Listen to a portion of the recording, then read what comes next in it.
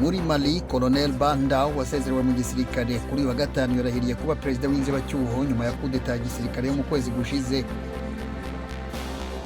Paul Rusesabagina wagaragajwe nk'intwari muri filime Hotel Rwanda yakiniwe muri Hollywood ivuga kuri jenoside yabaye mu Rwanda mu 1994 arimera ko yashyigikiye umutwe urwanya ubutegetsi ariko agahakana guteza imvururu.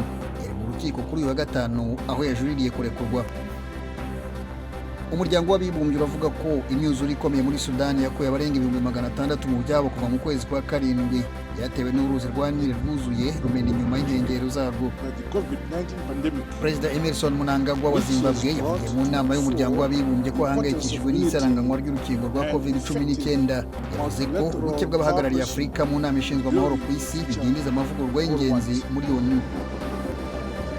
Guinea-Bissau ejo kuwa kane yijije imyaka 47 ibonye ubwigenge. Akarasisi ka gisirikare kakurikije ijambo rya Perezida Umaro Sissoco